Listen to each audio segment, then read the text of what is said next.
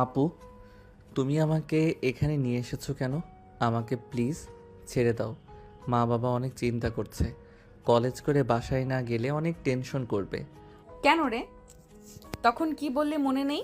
কি যেন বলেছিলে, ও আমাকে একা পেলে কি যেন করবি বলেছিলি? আমার ওয়াচ, ফিগার আমাকে দেখলে তোর আদর করতে মন চায় কেন? এখন তো এক রুমে দরজাটাও বাইরে থেকে লাগানো, আয় আদর কর। আপু, তোমাকে তখন ওই কথা বলতে চাইনি। বন্ধু বান্ধবের পাল্লায় পড়ে বলেছি, প্লিজ ক্ষমা করে দাও। আর কখনোই তোমাকে বলবো না। এবারের মতো মাফ করে দাও প্লিজ। মাফ কর। মাফ? আর আমি আজ পর্যন্ত কখনো কেউ আমার কাছে মাফ চেয়ে পাইনি, তুইও পাবি না। যা বলতে বলেছি তাই কর, না হলে জ্যান্ত আর বাসায় যেতে পারবি না। ভুলে যাস না, আমি কিন্তু নেতার মেয়ে। আমার বাবাকে দেখে এই শহরের সবাই ভয় পায়। নেহার কথা শুনে স্বাধীন অনবরত ঘামতে লাগে। নেহা স্বাধীনের কাছে এসে টিস্যু দিয়ে স্বাধীনের মুখ থেকে ঘাম মুছে দিতে লাগে। কিরে, তুই এভাবে ঘুমাচ্ছিস কেন? যেখানে ঘুমাবো আমি সেখানেই তুই ঘুমাচ্ছিস। প্লিজ আপু, আমাকে ক্ষমা করে দাও। তখন আমি ওই কথাটা বলার জন্য সরি তো বলছি। প্লিজ ছেড়ে দাও।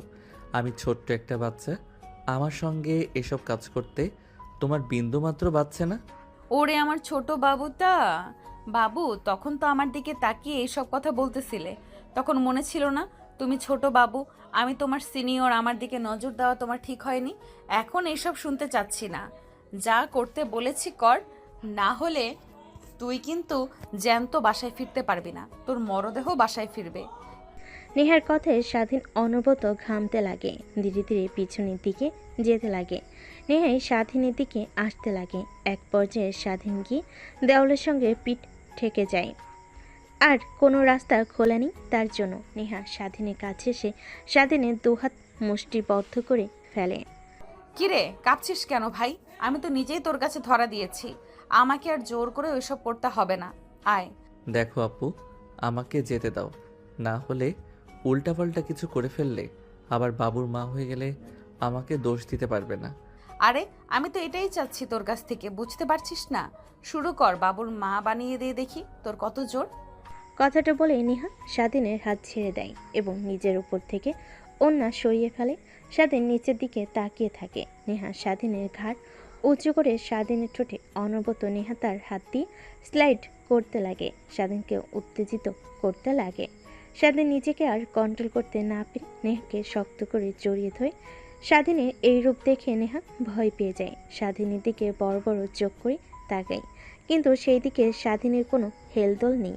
আরে, কি করছিস? ছাড় দেখি, তোকে ভয় দেখানোর জন্য এখানে নিয়ে এসেছি। প্লিজ উল্টোপাল্টা কিছু করিস না, ছেড়ে দে আমাকে। অনেকবার বলেছি, আপনি আমার কোনো কথাই শুনেননি। এখন আমাকে উত্তেজিত করে উল্টাপাল্টা কথা বলা হচ্ছে। ওয়েট, দেখাচ্ছি। তারপর স্বাধীন নেহাকে ছেড়ে দিতে নেহা দৌড় দিয়ে বের হতে যায় দরজা দিয়ে। স্বাধীন দৌড়ে দরজার কাছে গিয়ে ভেতর থেকে লাগিয়ে দেয়। তারপর নেহাকে পাজা কোলে তুলে খাটের উপর নিয়ে এসে ফেলে দেয়। নেহা ধীরে ধীরে পিছনের দিকে যেতে লাগে আর স্বাধীনকে উদ্দেশ্য করে বলতে লাগে। দেখ, আমি তোর বড় আপুর মতো, প্লিজ কিছু করিস না। তখন তুই আমাকে উল্টাপাল্টা মন্তব্য করায় অনেক রাগ হয়ে যায়, তাই ভেবেছিলাম তোকে শাস্তি দেব বাসায় নিয়ে এসে, কিন্তু এরকম পরিস্থিতি হবে কখনো বুঝতে পারিনি। এখন আর এইসব বলে কোনো লাভ নেই। আপনি আমার কবলে পড়েছেন। বাঁচার উপায় একদমই নেই। এখন নিজে নিজে যদি জানতে ভালো না হলে আমি নিজেই সব কিছু করেছি। দেখ, তুই কিন্তু ভুলে যাচ্ছিস, আমি এখানকার নেতার মেয়ে। যদি বাবা জানতে পারে তুই আমার সঙ্গে জোর জবরদস্তি করে এইসব করেছিস, তাহলে তোকে তো মারবেই, সঙ্গে তোর সপরিবারে মেরে ফেলবে কিন্তু। ও আচ্ছা, তাহলে এই ব্যাপার। ওয়েট, এর একটা সলিউশন বের করছি আমি। কথাটা বলে স্বাধীন খাট থেকে উঠে তার পকেট থেকে ফোন বের করে ভিডিও অন করে পাশের টেবিলে রেখে দেয়। তারপর নেহার উপর সে ঝাঁপিয়ে পড়ে। পরে নেহা অনবরত স্বাধীনের হাত থেকে বাঁচার চেষ্টা করে, কিন্তু পারে না। সে কখনোই ভাবতে পারেনি যে স্বাধীনকে শাস্তি দিতে গিয়ে সে নিজেই এরকম পরিস্থিতিতে পড়বে। শেষমেশ কোনো উপায় না পেয়ে স্বাধীনের সঙ্গে রেসপন্স করতে লাগে। এইভাবে প্রায় 2 ঘন্টা পার হয়ে যায়। তখনই দরজায় কড়া নাড়তে লাগে।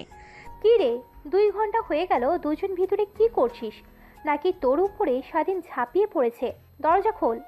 নেহা কথা বলতে যাবে এর আগে স্বাধীন নেহার ঠোঁটের সঙ্গে নিজের ঠোঁট মিশিয়ে দেয়।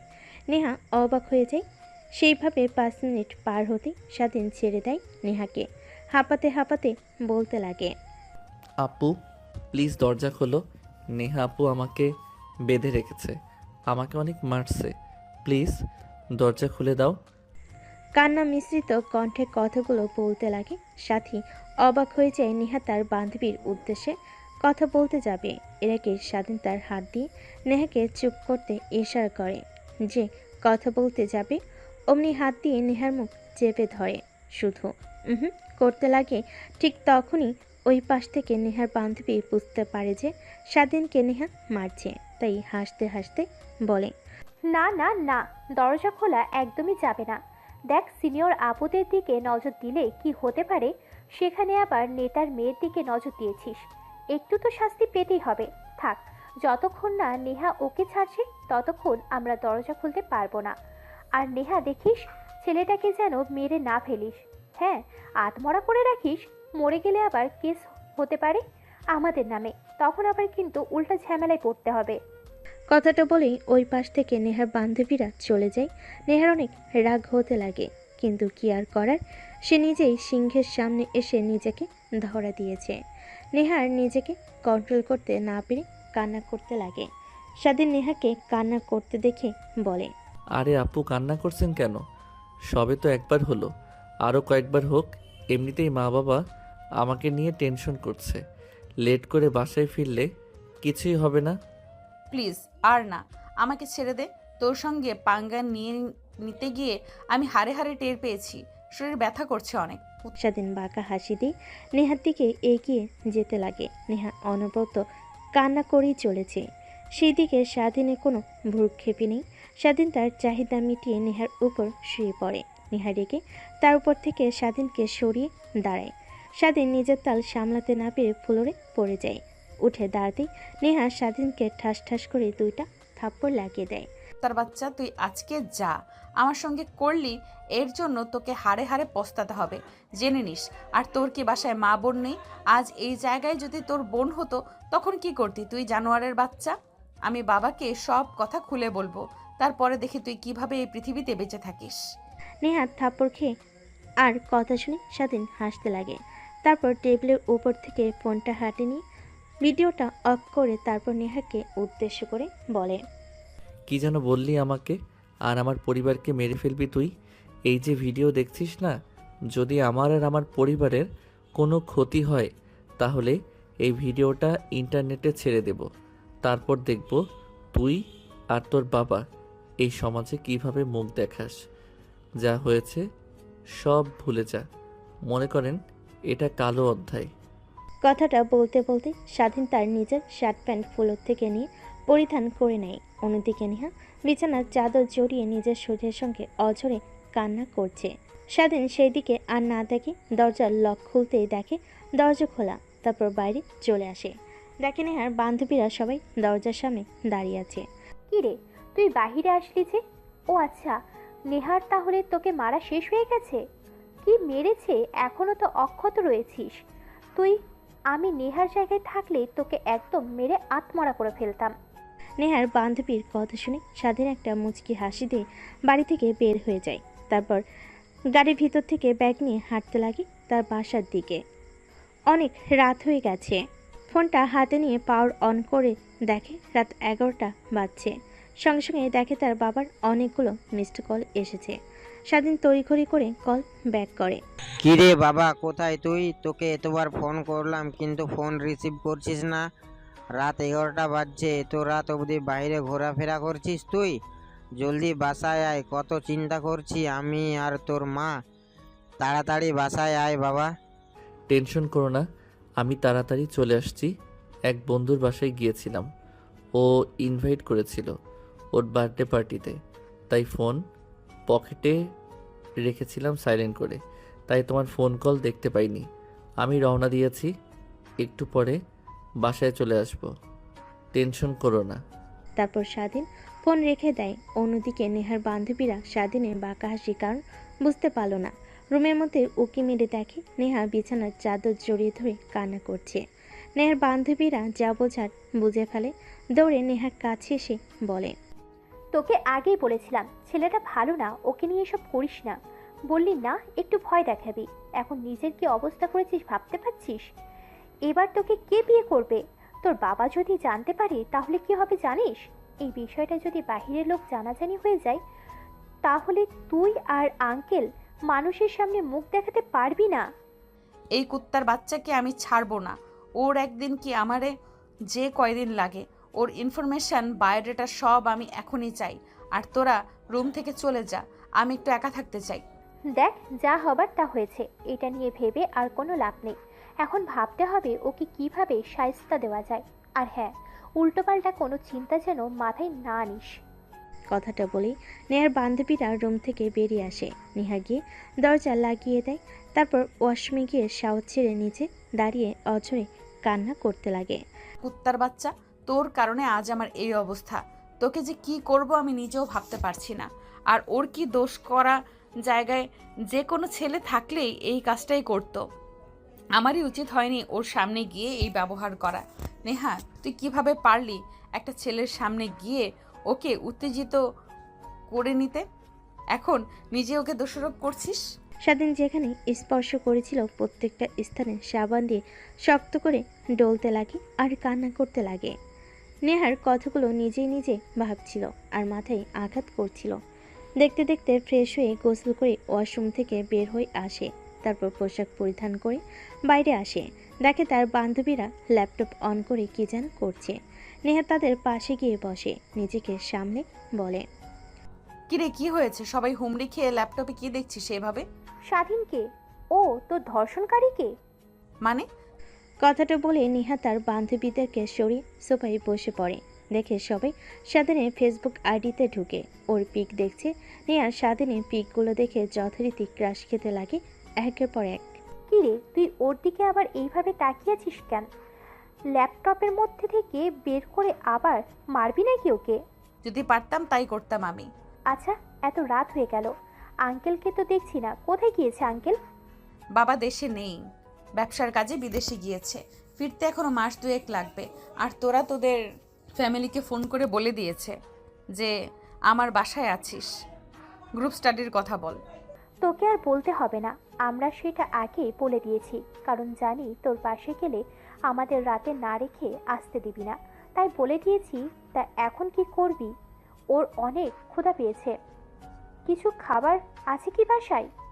তারপর নেহা কাজের বুয়াকে খাবারগুলো গরম করে দিতে বলে। তারপর নেহা তার বান্ধবীদের সঙ্গে আড্ডা দিতে লাগে আর ভাবতে লাগে কিভাবে নেহা স্বাধীনকে সাহায্য করবে। অন্যদিকে স্বাধীন বাসে গিয়ে দরজায় কলিং বেল দিতে স্বাধীনের মা এসে দরজা খুলে দেয়। তারপর রুমের মধ্যে প্রবেশ করে সোফায় গিয়ে বসে স্বস্তির একটা নিঃশ্বাস ফেলে। পাশ থেকে স্বাধীনের মা বলে, 7 দিন হলো না এখানেই নতুন এসেছে, আর এর মধ্যেই বন্ধু বানিয়ে ফেলেছিস। আবার ওর বাসায় গিয়ে বার্থডে পার্টি করিস। একটাবার ফোন করে বলবি না যে বাসায় মা বাবা আছে, অনেক চিন্তা করছে তোকে নিয়ে। সরি মা, আসলে খেয়াল ছিল না আমার। আচ্ছা, খাবারের জন্য কিছু আছে, আমার জন্য বেড়ে আমার রুমে নিয়ে আসো, ফ্রেশ হতে হবে। কথাটা বলে স্বাধীন সোফা থেকে উঠে রুমে চলে যায়। ব্যাগটা খাটের উপর রেখে গামছার প্যান্ট শার্ট নিয়ে ওয়াশরুমে চলে যায়। তারপর ফ্রেশ হতে লাগে। ঠিক তখনই নেহার কথা ভাবতে লাগে। আসলে নেহার সঙ্গে কাজটা করা ঠিক হয়নি। কালকে কলেজে গিয়ে সরি বলতে হবে। আবার যদি উল্টাপাল্টা কিছু করে ফেলে তার ফ্যামিলির সঙ্গে কিংবা তার সঙ্গে, এসব ভাবছিল। তারপর গোসল করে ওয়াশরুম থেকে বের হয়ে এসে দেখে টেবিলের উপর ভাত রেখে গিয়েছে তার মা। তারপর খাওয়া দাওয়া করে খাটের উপর শুয়ে ঘুমানোর চেষ্টা করতে লাগে, কিন্তু তার দু চোখে কোনো ঘুম ধরা যায় না। বারবার নেহার কথা মনে আসতে লাগে। তারপর স্বাধীন ফোন বের করে ফেসবুকে গিয়ে নেহার নাম লিখতে আইডি চলে আসে। তার প্রোফাইলে ঢুকে একের পর এক ছবি স্ক্যান করতে লাগে। স্বাধীনে কেন জানি নেহার প্রতি অনেক মায়া কাজ করতে লাগে। তারপর মেসেঞ্জারে গিয়ে আইডিতে হাই লিখে মেসেজ করে। অন্যদিকে নেহার বান্ধবীরা সবাই স্বাধীনের প্রোফাইল ভিজিট করে পিক দেখছিল। ঠিক তখনই মেসেজ দেখে সবাই অবাক হয়ে যায়। তারপর নেহার বান্ধবী গিয়ে মেসেজ ওপেন করে রিপ্লাই দিতে যাবে, এর আগে নেহা বলে, দেখ উল্টাপাল্টা একদম কিছু লিখবি না, ঠিক আছে? কি রে, দেখছি তোর স্বাধীনের প্রতি এত কেয়ারিং দেখাচ্ছিস কেন? কি হয়েছে? নাকি দুর্বল হয়ে গেলি? তুই ভালোবেসে ফেললি নাকি? দেখ কি বলছিস? ভালোবাসা, তাও আবার ওর মতো ছোট লোকের বাচ্চাকে? কখনোই না।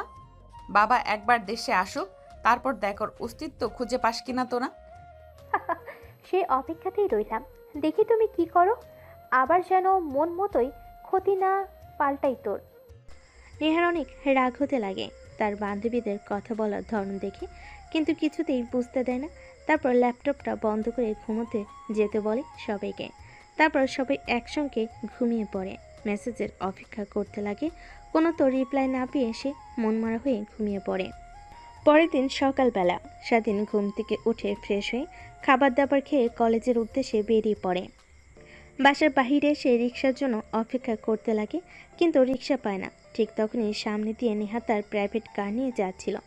পাশে স্বাধীনকে দেখে রীতিমতো অবাক হয়ে যায়, কিন্তু গাড়ি দাঁড় না করিয়ে সোজা চলে যেতে লাগে। একটু পর স্বাধীন রিক্সা পেয়ে যায়, তারপর রিক্সা করে কলেজে চলে আসে। রিক্সার ভাড়া মিটিয়ে কলেজে প্রবেশ করতে দেখে নেহার বান্ধবীরা যেখানে বসে আড্ডা দিত সবাই ওইখানে বসে আছে। স্বাধীন যেতে নিলে তখনই পাশ থেকে একটা ছেলে বলতে লাগে, ওই এদিকে আয় শোন। স্বাধীন বাধ্য ছেলের মতো ছেলেটার কাছে গিয়ে দাঁড়ায়। তারপর ছেলেটা স্বাধীনকে পর্যবেক্ষণ করে বলে, এই কলেজে কি নতুন? তোকে তো এর আগে কখনো দেখিনি। হ্যাঁ ভাই, নতুন বাবা। এই শহরে নতুন পোস্টিং হয়ে এসেছে, সেই সুবাদে আজ আগের এই শহরে ছিলাম। সেই শহর থেকে আমরা সপরিবারে চলে এসেছি, তারপরে এই কলেজে ভর্তি হয়েছি। ও আচ্ছা, তা ভালো। কিন্তু একটা কথা মাথায় রাখবি, আমরা এই কলেজের বড় ভাই। যখন আমাদের সামনে দিয়ে যাবি মাথা নিচু করে আর সালাম দিয়ে যাবি, ঠিক আছে? হ্যাঁ, বুঝতে পারছি। তাহলে এখন একটা কাজ কর, ওই যে দেখছিস মেয়েগুলো, ওর মধ্যে যে একটা মেয়ে টি শার্ট পরে আছে, শার্টের বোতাম খোলা, ওই মেয়ের কাছে গিয়ে তুই প্রপোজ করবি আর বলবি তোমার সঙ্গে রুম ডেট করতে চাই। ছেলেটার দেখানো ইশারা অনুযায়ী স্বাধীন সেই দিকে যেতে লাগে। দেখেন নেহার পাশে বেশ কিছু মেয়ে বসে থেকে আড্ডা দিচ্ছেন। কিরে, তাকে কি ভাবছিস? যা গিয়ে প্রপোজ করবি, আর আমি যেটা বললাম সেটা বলবি, ঠিক আছে? তা না হলে তো বড় ভাইদের কথা না মানার কারণে কলেজে পোলাপানদের দিয়ে অনেক মারাবো বলে দিলাম। স্বাধীন বুঝতে পারে ভাইদের কথা না শুনলে তাকে অনেক মার খেতে হবে, তাই ছেলেটার দেখানো মেয়েদের অনুযায়ী স্বাধীন এগিয়ে যায়। তারপর সেখানে থাকা মেয়েটার কাছে গিয়ে হাঁটু গেড়ে হাতে একটা ফুল নিয়ে মেয়েটার দিকে তাকিয়ে ছেলেটার বলা কথাগুলো বলতে লাগে। সেখানে প্রত্যেকটা মেয়ে অনেক রেগে যায়। নেহার বান্ধবীরা কথাটা শুনে অনেক অবাক হয়। তারপর মেয়েটা স্বাধীনের কলার চেপে ধরে ঠাস ঠাস করে থাপ্পড় মেরে বলতে লাগে, ফকিন্নির বাচ্চা, তুই আমাকে চিনিস? আমি কে? তোর সাহস কি করে হয় আমাকে এই সকল কথাবার্তা বলতে? কি বললি? আমার সঙ্গে রুম ডেট করবি? ফকিন্নির বাচ্চা, সাহস কত? তুই আর জানিস আমি কে? আমার বাবার এই কলেজের প্রিন্সিপাল। যদি বলি তোকে ঘাড় ধাক্কা দিয়ে এই কলেজ থেকে বের করে দেবে, আর আমার কাছে এসে উল্টোপাল্টা কথা বলিস তুই? স্বাধীন আগে থেকে বুঝতে পারছিল যে তার সঙ্গে এরকম কিছু হবে। ঠিক তখনই সেই ছেলেগুলো সেখানে হাজির হয়। ধীরে ধীরে পুরো কলেজে থাকা স্টুডেন্টগুলো তাদের দিকে তাকিয়ে থাকে। ছেলেটা এসে মেয়েটার সামনে দাঁড়িয়ে বলে, কিরে সাথী, কি হয়েছে? এই ফকিন্নির বাচ্চা তোকে উল্টাপাল্টা মন্তব্য করেছে, তাই না? আপু, বিশ্বাস করেন, আমি বলতে চাইনি। এই ভাইয়াটা আমাকে বলতে বলেছে আপনাকে কথাগুলো, না হলে আমাকে নাকি কলেজের পোলাপানদেরকে দিয়ে মাইর খাওয়াবে। তাই আমি ভয় পেয়ে আপনাকে এই কথাগুলো বলেছি। প্লিজ ক্ষমা করে দাও আমাকে। কি? আমি আমি সাথীকে এইসব কথা বলতে বলেছি? হ্যাঁ, কুত্তার বাচ্চা, আমার নিজের দোষ করে আবার আমার নামে চাপিয়ে দিচ্ছিস? তোর খবর আছে। এই তোরা দেখছিস কি? মার শালাকে। কথাটা বলতে যত দেরি স্বাধীনকে সবাই মারতে তত দেরি করে না। এক এক করে প্রত্যেকটা ছেলে সে স্বাধীনকে মারতে লাগে। তারপর ছেলেটা হকি স্টিক নিয়ে স্বাধীনকে মারতে লাগে। স্বাধীনের মাথায় আঘাত পড়তেই স্বাধীন অজ্ঞান হয়ে মাটিতে লুটিয়ে পড়ে। পাশ থেকে চিৎকার দিয়ে নেহার বান্ধবীরা নেহাকে জড়িয়ে ধরে বলে, উচিত শিক্ষা পেয়েছে কুত্তার বাচ্চা, ওকে এই শাস্তি দেওয়াই উচিত ছিল। সবাইকে আজে বাজে মন্তব্য করা তোকে করেছে কাল, আজ প্রিন্সিপাল স্যারের মেয়েকে, উচিত শিক্ষা পেয়েছে। এই তোরা ওকে আরও মার। স্বাধীন অজ্ঞান হয়ে যাওয়ার শেষ অবধি নেহার দিকে করুণ দৃষ্টিতে তাকিয়ে থাকে। তাকে বাঁচানোর শেষ অবলম্বন ইচ্ছা নেহার কেন জানি অনেক খারাপ লাগতে লাগে, কিন্তু কি আর করবে। সে এখন যদি স্বাধীনকে সাহায্য করে তাহলে তার বান্ধবীরা উল্টাপাল্টা কথা বলবে। মারতে মারতে স্বাধীনের নাক মুখ দিয়ে রক্ত বের হতে লাগে। প্রিন্সিপাল স্যার ম্যাডাম এসে সকলকে সরে যেতে বলে স্বাধীনের এই করুণ দশা দেখে সবাই ভয় পেয়ে যায়। ছেলেটাকে এমনভাবে মেরেছে যে হাত পা দিয়ে রক্ত বের হচ্ছে। নেহার কেন জানি অনেক খারাপ লাগে। আর কোনো কিছুর তোয়াক্কা না করে নেহা আর আরেকটা ছেলে স্বাধীনকে ধরাধরি করে গাড়িতে করে নিয়ে স্টার্ট দিয়ে হসপিটালের দিকে যেতে লাগে। নেহার বান্ধবীরা সবাই অবাক হয়ে যায় নেহার কাণ্ড দেখে। তারপর তারা নিজেদের মধ্যে কানাঘুষা করতে লাগে। কি রে, এর আবার কি হলো? স্বাধীনকে দেখে এরকম রিয়াক্ট করলো কেন? আরও শাস্তি পেয়েছে, ওর তো খুশি হওয়ার কথা। উল্টো নেহা ওকে নিয়ে হসপিটালে গেল। নিশ্চয়ই এর মধ্যে কোনো না কোনো কিছু আছে। নেহা স্বাধীনকে বোধহয় ভালোবেসে ফেলেছে। অন্যদিকে নেহার বান্ধবীকে নিয়ে হসপিটালে চলে আসে ডাক্তার। স্বাধীনের করুণ দশা দেখে আইসিইউতে ভর্তি করে পাশে থাকা ছেলেটা বলতে লাগে, আপু, ওরে হাল হলো কি করে? আর এভাবে মারলো কে? তারপর নেহা সব কথা খুলে বলে। পাশে থাকা স্বাধীনের বন্ধু মাথায় হাত দিয়ে চেয়ারে বসে পড়ে। নেহা বসে পড়ে। তারপর স্বাধীনের বন্ধু নেহাকে বলতে লাগে, আপু, বিশ্বাস করবেন কিনা তা জানি না, আমি স্বাধীনের সঙ্গে সে ছোট্টবেলা থেকে বন্ধুত্ব, কখনো কোনো মেয়ের দিকে বাজে দৃষ্টিতে তাকাই নাই। সবসময় প্রত্যেকটা মেয়েকে সম্মান করেছে। আমি শিওর দিয়ে বলতে পারবো যে স্বাধীন কারোর চাপে পড়ে এই কথাটা বলেছে। ও ওই রকম ছেলেই না যে সকলের সামনে গিয়ে প্রপোজ করবে, তাও আবার বাজে কথা বলে। তারপর নেহা স্বাধীনের বন্ধুর সঙ্গে টুকটাক কথা বলছিল। ঠিক তখনই সেখানে আবির্ভাব ঘটে ডাক্তারের। কিছু ফর্মালিটি পূরণ করতে বলে, কিন্তু এখানে স্বাধীনে কেউ নেই। তাই নেহা বউ পরিচয় দিয়ে ফর্মালিটিগুলো পূরণ করে। পাশে থাকা স্বাধীনের বন্ধু অবাক হয়ে যায়। তারপর স্বাধীনের অপারেশন স্টার্ট হয়। প্রায় 1 ঘন্টা পর ডাক্তার বের হয়ে আসে। স্বাধীনের বন্ধু এগিয়ে গিয়ে বলে, আঙ্কেল, এখন কেমন অবস্থা আমার বন্ধুর? হ্যাঁ, এখন বিপদমুক্ত, কিন্তু ছেলেটাকে কে বা কারা এভাবে মেরেছে? আর একটু মারলেই তো একদম মরে যেত। মাথার অনেকটা জায়গা কেটে গেছে, হাত পা কেটে রক্ত বের হচ্ছে। রক্ত দরকার হবে। এই পজিটিভ, আমাদের ব্লাড ব্যাংকে রক্ত নেই। তুমি রক্ত জোগাড় করো। কথাটা বলার জন্যই আমি বের হয়ে এসেছি। ইমিডিয়েটলি দরকার। কিন্তু আঙ্কেল, স্বাধীনের বন্ধুর সম্পূর্ণ কথা না শুনে ডাক্তার চলে যায়। গোমরা মুখ নিয়ে নেহার কাছে আসতেই নেহা বলে, কি ব্যাপার, কি হয়েছে? স্বাধীনের এইভাবে গোমরা মুখ করে আছো, ডাক্তার কি বললো তোমাকে? আপুর রক্তর দরকার এ পজিটিভ গ্রুপের, কিন্তু আমার তো বি পজিটিভ রক্ত, বা কারোর দেওয়া সেটাও জানে না। আর ব্লাড ব্যাংকের রক্ত নেই। ও আচ্ছা, এই ব্যাপার। আমার এ পজিটিভ রক্ত আমি দিব। তারপর নেহা স্বাধীনকে রক্ত দিতে চলে যায়। ডাক্তার টেস্ট করে নেহার শরীর থেকে 2 ব্যাগ রক্ত নিয়ে নেয়। তারপর নেহা স্বাধীনের বন্ধুকে বাই জানিয়ে হসপিটাল থেকে চলে যায় সোজা কলেজে। নেহার বান্ধবীরা নেহাকে দেখে দৌড়ে এগিয়ে এসে বলে, কিরে, তুই কলেজে এসেছিস ভেবেছিলাম, তো আবার হারিয়ে গেছিস বুঝি? ওকে নিয়ে বুঝলাম না। ওকে মেরেছে তোর খুশি হওয়ার কথা, তোর সঙ্গে ওই অনেক বাজে কাজ করেছে, আর তুই ওকে নিয়ে হাসপাতালে ভর্তি করতে চলে গেলি। হ্যাঁ, ছেলেটা আমার সঙ্গে অনেক বাজে কাজ করেছে, এটাই ঠিক। কিন্তু আমি তো আমার চোখের সামনে এই ছেলেটাকে তরপাতে তরপাতে মরে যাবে এটা দেখতে পারবো না। ওই জায়গাতে যদি স্বাধীন না হয়ে অন্য কোনো ছেলে থাকতো তাহলে আমি একই কাজ করতাম। কথাটা বলে নেহা ঢলতে লাগে। তারপর অজ্ঞান হয়ে মাটিতে পড়ে যাবে। এর আগে নেহার বান্ধবীরা ধরে ফেলল। তারপর কলেজের হসপিটালে নিয়ে যায়। ডাক্তার নেহাকে দেখে বলে, মেয়েটার শরীর অনেক দুর্বল, তারপর আবার রক্ত দিয়েছে, এই কারণে অজ্ঞান হয়ে গিয়েছে। তোমরা একটা কাজ করো, ওকে বাসায় নিয়ে গিয়ে ভালো খাবার খাওয়ালে আগের মতো হয়ে যাবে, টেনশন করো না। ডাক্তার কিছু ওষুধ লিখে দেয়। তারপর নেহার বান্ধবীরা নেহাকে নিয়ে বাসায় চলে আসে। এভাবেই কেটে যায় বেশ কিছুদিন।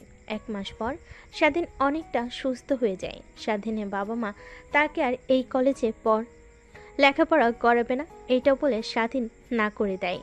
সে ওই কলেজে ছাড়া অন্য কোনো কলেজে পড়বে না। এই কয়েকদিন নেহা স্বাধীনকে একটু দেখার চেষ্টা করে না, অনেক জানতে ইচ্ছে করে স্বাধীনের পরিস্থিতির কথা। স্বাধীনের বন্ধুকেও কলেজে আসতে দেখে না নেহা। কলেজ শেষ হলে বাসায় চলে যায় নেহা। তারপর দেখতে দেখতে রাত হয়ে যায়। নেহার অনেক মনে পড়তে লাগে স্বাধীনের কথা।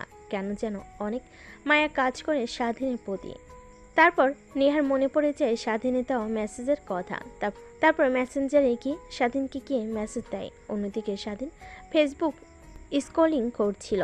হঠাৎ নেহার মেসেজ দেখে অবাক হয়ে যায়, সিন করে রিপ্লাই দেয়। একটু পর নেহা ফোন করে। স্বাধীন রিসিভ করে কাঁপা কাঁপা গলায় বলে, হ্যালো, আসসালামু আলাইকুম। ওয়ালাইকুম আসসালাম। তা তোর অবস্থা এখন কেমন? আলহামদুলিল্লাহ অনেক ভালো। মেরে ফেলতে তো চেয়েছিলেন কিন্তু দেখেন মরে যায়নি। অনেক সুন্দর চাল চেলেছিলেন কিন্তু কেউ বুঝতেই পারিনি আপনি কাজ করেছেন। টেনশন করেন না, আপনার ভিডিও কখনোই আমি ইন্টারনেটে দেব না। শুধুমাত্র আপনাকে ভয় দেখানোর জন্য কথাটা বলেছি। আমাকে মেরে ফেলেন, সমস্যা নেই, কিন্তু প্লিজ আমার পরিবারের এখনও ক্ষতি করেন না। কি বলছিস তুই? আমি চাল চেলেছি মানে? বিশ্বাস কর, তোকে মারার পিছে আমার কোনো হাতই নেই, বিশ্বাস কর। আমার বিষয়ে আপনার কি আসে যায়? আপনি যদি বলেন আমি আর ওই কলেজে যাব না, অবশ্য মা বাবা আর ওই কলেজে পড়াবে না বলেছে আমাকে। এখনও যদি আপনার রাগ না কমে তাহলে আমাকে বলেন, আমি যাব। আপনি যত খুশি আমাকে মারবেন, আমি কিছুই বলবো না কাউকে। দেখ, তোকে মারের পিছে আমার কোনো হাত নেই তোকে বলছি, তারপরও বিশ্বাস করছিস না কেন? ভয় পেয়ে না, আমি তখন আসলে ভিডিও করিনি, এমনিতেই ফোন ওইখানে রেখে গিয়েছিলাম। বাদ দিন, আল্লাহ হাফেজ, ভালো থাকবেন। ফোনের ওই পাশ থেকে নেহা অনবরত হ্যালো হ্যালো বলে চলেছে, কিন্তু স্বাধীন ফোন রেখে দেয়। তারপর নেহার অ্যাকাউন্টটা ব্লক করে দেয়। এইভাবে চলে যায় বেশ কিছুদিন। স্বাধীন অন্য আরেকটি কলেজে ভর্তি হয়েছে। নেহা ক্লাস করছিল, ঠিক তখনই জানালার বাইরে দিয়ে তাকিয়ে দেখে স্বাধীনের বন্ধু। নেহা ক্লাস থেকে বের হয়ে স্বাধীনের বন্ধুর কাছে গিয়ে দাঁড়ায়। হাঁপাতে হাঁপাতে বলতে লাগে, কিরে, স্বাধীনের কি হয়েছে? কলেজে দেখছি না ওকে, প্রায় 2 মাস হলো। ও আপু, আপনি তো স্বাধীনকে হাসপাতালে রেখে এসে যে চলে আসলেন আর দেখতে গেলেন না। ও এই কলেজে পড়বে না, ও অন্য আরেক কলেজে ভর্তি হয়েছে। আমিও আর পড়বো না, স্বাধীন যে কলেজে ভর্তি হয়েছে সেখানে ভর্তি হব। এই কলেজ থেকে টিসি নেওয়ার জন্য এসেছিলাম। আমি যাচ্ছি, আল্লাহ হাফেজ আপু। স্বাধীনের বন্ধু কথাটা বলে নেহার আর কোনো কথা না শুনে কলেজ থেকে বের হয়ে যায়। নেহা ভাবতে লাগে, জিজ্ঞেস করব কোন কলেজে ভর্তি হয়েছে, কিন্তু বলতেই পারলাম না। ছেলেটা আমাকে অনেক ভুল ভাবছে। তারপর নেহা গোমরা মুখ করে ক্লাসরুমে চলে যায়। এক এক করে সব ক্লাস করে বাসায় চলে আসে। মন খারাপ করে টিভি দেখছিল, ঠিক তখনই নেহার বাপ এসে নেহার পাশে বসে বলে, মারে, তোর কি হয়েছে? আমি বিদেশ থেকে আসার পর দেখছি তুই কেমন যেন হয়ে গেছিস। একদম কথা বলছিস না, সবসময় চুপচাপ থাকছিস। আমার মেয়ে পুরো বাসা মাথায় করে বেড়াতো, সেই মেয়ে চুপচাপ হয়ে গেছে। কি হয়েছে মা, বল আমাকে। কই বাবা, কিছুই তো হয়নি, এমনি। দেখ মা, তোর মা মারা যাওয়ার পর দ্বিতীয়বার আমি বিয়ে করিনি। সৎ মায়ের সাথে তোর সঙ্গে কেমন আচরণ করবে এর জন্য। আর তুই এমন মনমর হয়ে বসে থাকলে বল আমার কি ভালো লাগে? কি হয়েছে বল, তোকে কোনো ছেলে ডিস্টার্ব করছে? না বাবা, তোমাকে এই শহরের সবাই চেনে, আর তোমার মেয়েকে ডিস্টার্ব করবে এমন সাহস কারো আছে নাকি? এমনিতেই ভালো লাগছে না আমার, তাই বসে আছি। এর থেকে বেশি কিছু না। চলো খাবার খেয়ে নিই, অনেক রাত হয়ে গেছে, তোমার জন্য অপেক্ষা করছিলাম। কই মা, সবে তো মাত্র 9টা বাজে। একটু পর খাবার খাই। আগে না তুই আর আমি রাতভর বসে মুভি দেখতাম, কিন্তু এখন এরকম হয়ে গেছিস কেন? কি হয়েছে বল প্লিজ। আমার কোন আচরণে কষ্ট পেয়েছিস তুই, নাকি টাকা লাগবে বল? না বাবা, কেন জানি এমনিতেই ভালো লাগছে না কিছুতেই, তাই চলো খাবার খেয়ে নিই। তারপর নেহার জোড়াজুড়িতে নেহার বাবা চলে যায় খাবার টেবিলে। তারপর খাওয়া দাওয়া শেষ করে নেহা প্লেটে হাত ধুয়ে চলে যায় নিজের রুমে। নেহার বাবার অনেক খারাপ লাগে, তার মেয়ে হাসি খুশি সবসময় থাকতো, এমন মনমরা হয়ে গেছে কি জন্য। তাই নেহার বাবা তার এক বডিগার্ডকে ডাক দিয়ে নেহার সম্পর্কে সব খুঁটিনাটি বের করতে বলে, কেন এমন মনমরা হয়ে রয়েছে। অন্যদিকে স্বাধীন নতুন কলেজে গিয়ে অনেক বন্ধু বান্ধবী হয়। তার সকলের সঙ্গে আনন্দে আনন্দে ক্লাস করতে লাগে। আগের মতো দুষ্টামি করে না, মনোযোগ দিয়ে ক্লাস করে। বাসে আসে। এমনই একদিন স্বাধীন তার বাসার বাহিরে দাঁড়িয়ে রিক্সার জন্য অপেক্ষা করছিল। ঠিক তখনই নেহা সামনে দিয়ে যায়। স্বাধীনকে দাঁড়িয়ে থাকতে দেখে নেহা স্বাধীনের কাছে এসে গাড়ি দাঁড় করিয়ে গ্লাস নামিয়ে বলে, আয় গাড়িতে উঠে বস। স্বাধীন মাথা নিচু করে গাড়ির মধ্যে নেহাকে দেখে অন্যদিকে তাকিয়ে থাকে। নেহার অনেক রাগ হতে লাগে, কিন্তু মিষ্টি সুরে স্বাধীনকে কি আবার ডাকে। দেখ, আমি এখানে সিনক্রেট করতে চাচ্ছি না, প্লিজ গাড়িতে উঠে বস। তোর সঙ্গে কিছু কথা বলার আছে আমার, একটু বোঝার চেষ্টা কর। বিশ্বাস কর, কথাটা বলেই আর তোকে কোনো বিরক্ত করব না। আমি চিরতরে তোর লাইফ থেকে সরে যাব। তারপর স্বাধীন নেহার কথা শুনে গাড়িতে উঠে বসে।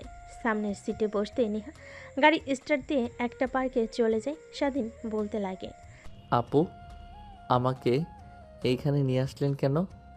কলেজে যেতে হবে আমাকে। একদিন ক্লাস না করলে কিছুই হবে না, কিন্তু তোকে এই কথাগুলো না বলতে পারলে বিশ্বাস কর অনেক খারাপ লাগছে আমার। তারপর নেহা আর স্বাধীন পার্কের ভিতরে গিয়ে একটা বেঞ্চি দেখে বসে পড়ে। দুজনের মধ্যে অনেকটা দূরত্ব, এই দূরত্ব থেকেও মনের দূরত্ব অনেক।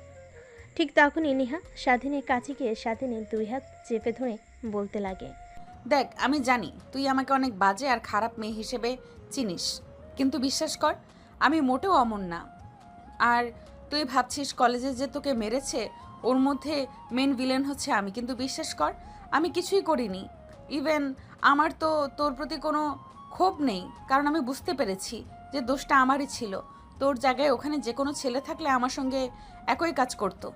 ও আচ্ছা, এই কথা তো এই কথা তা আগে বলবেন না? আমি কোনো কিছুই মনে করিনি, যা হবার তা হয়ে গেছে। আর একটা কথা, প্লিজ আমাকে ক্ষমা করে দিন ওই দিনের জন্য। আসলে নিজের ছিলাম না, আপনার সঙ্গে হুট করে ওইসব হয়ে গিয়েছে, ক্ষমা করে দিয়েন। আর হ্যাঁ, যদি পারেন তো অবশ্যই এইসব পোশাক না পরে বাঙালি মেয়েদের মতো 3 পিস আর পায়জামা পরবেন, এতে আপনাকে অনেক ভালো লাগবে। দেখ, সত্যি করে বলছি, তোকে আমি ভালোবেসে ফেলেছি, অনেক অনেক ভালোবাসি, নিজের জীবনের থেকেও বেশি। তুই যদি কিভাবে আর কেন তোকে ভালোবেসে ফেলেছি সেটা আমি নিজেও জানি না। নেহার কথা শুনে স্বাধীন হাসতে লাগে। নেহা স্বাধীনের হাসির দিকে অপলক দৃষ্টিতে তাকিয়ে থাকে। একটু পর স্বাধীন হাসি থামিয়ে দিয়ে বলে, ও রিয়েলি?